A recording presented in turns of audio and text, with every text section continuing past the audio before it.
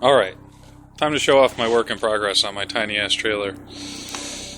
Like I said, it's actually only about 8 feet long, so it's a really small deal. So the door, haven't got to that yet, but I'm going to figure out a way to hang all my painter's tape, drywall knives, roller covers, brushes, paint and drywall accessories that are all lightweight, so they're not going to sag the door. So, let's see, the miter saw, the decision to make the shelf angled like that is because it drastically reduces by about 5 or 6 inches the depth of the miter saw so that I can still fit through the center of the damn trailer, because to balance the weight of putting my miter saw and my table saw and my compressor on one side of the trailer, my toolboxes, and they weigh about the same altogether as the saws do, because I have a box that's all mechanical auto tools. That fucker's about 45, 50 pounds. My box with just drill and drill accessories holds several drills. It holds my batteries and my battery packs, so that's 40 or 50 pounds. Either way, the point is all my toolboxes together are roughly about the same weight as these shop tools. I don't know. This leg, that's just temporary, because this wall actually isn't even fastened yet. I'm going to put two permanent legs on that go down to the floor that'll be fixed in place, because they'll form the box or the compartment that the table saw is going to rest in and be trapped inside of. Let's show off some cool stuff, though. The caulk tubes. The top rail's high enough they can't bounce and shake out. Caulking just hangs there. I'm planning some kind of a box down in here to hold stuff. Probably those 1 gallon rectangular type containers of paint thinner, shit like that. You really got to see this one, though. The way I built struts on this, you see the one in the back. There's another one you don't see there because I was like, hey, the half of the shelf with the skill saw actually cantilevered out, so I had space underneath it I didn't want to waste. So I built a junk drawer, and in fact, mostly what's in there right now is my compressor tools and stuff like that. So I'm particularly excited about that neat little trick it does there.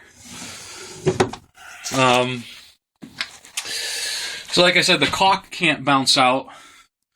Those spray cans aren't going to bounce out. I just threw a little shelf back under there out of sight. These quart containers, I'm never going to carry many of them. In fact, this is probably a little excessive, but there wasn't much else I was going to fit there. I'm concerned they can bounce out.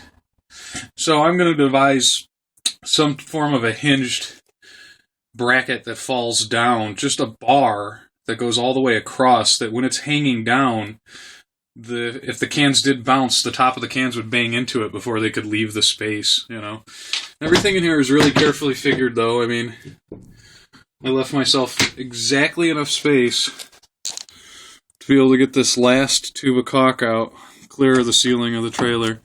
That's the same with these. Just enough space. The trailer's so damn small, I don't have room to waste. So that's where I'm coming from. So then if I come in past here,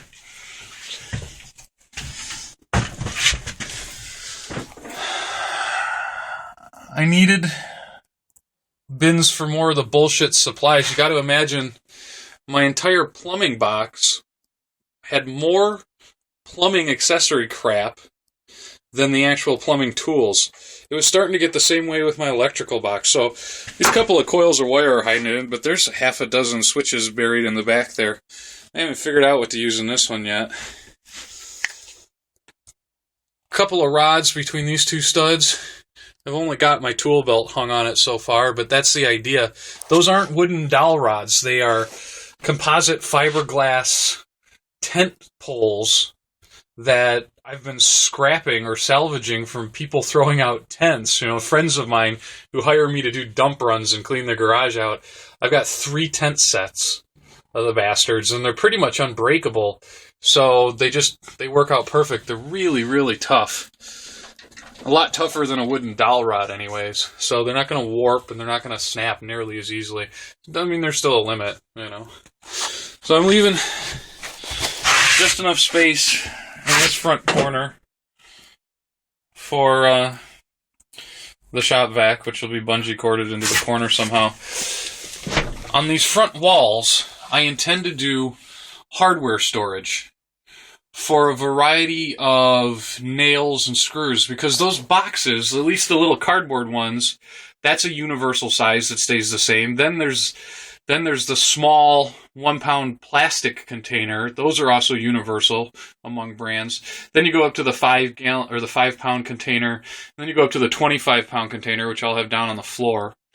So I hope to get a lot of hardware stored in there, because, man, you know, how much time do you save on the job site when you can run out to the trailer and just grab 2 or 3 screws, and even if they don't match, it does the job, and you didn't have to fucking run to the store to spend $4.99 to buy 30 fucking screws. So I haven't even done anything in this corner yet. This is going to ride in here. This is actually a camp toilet that was never used, and when I cleaned someone's garage, they said, yeah, you can have it or throw it out. So I kept it. I'm just going to put rags in it for painting and stuff. And it's my intention, like I was saying, that my toolboxes will go against this wall, and I intend to build a frame with walls at either end that allows me to put some form of a bracket through right about hinge level at each box, and that should make it so that they can't fall out and they should stay stacked there where they're at.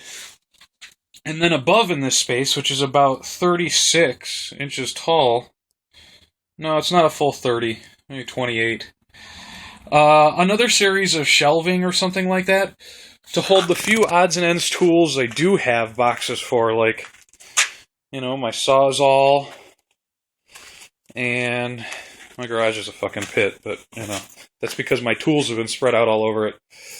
I have a bag full of clothing type accessory. You know, I keep knee pads in there, a back brace, odds and ends gloves and stuff like that. I've got a whole nother DeWalt drill set, aside from the 2 I've got in my drill box. This is my laser level, which is badass. And I'm going to be obviously picking up more versions of this, you know. Very cool little tool. I need a place to put... This is another salvage. Once again, in a garage, customer said you could throw it out. Well, these things cost $100. It's a camera tripod. Or a telescope tripod, whatever you want, but cameras hook on it. And it's great for setting up my camera in the corner and getting time-lapse recordings of all my work. There's my sprayer. You know, I've also got, like, the little sander in a box there. Plus, I got all my other nail guns. I got 3 or 4 more of these small nail guns. And they're spread out over the floor. And I got these tote bags. I got the grinder in a box. So up on top of those toolboxes is where I'll build shelves that will probably be cabinet style, the closing door, so that stuff doesn't slide all around. Because that space there is 4.5, 5 feet long. So I should be able to store all my other little boxed stuff. So yeah. That's the trailer so far, man. It's quite the little tool hauler. Talk to you later.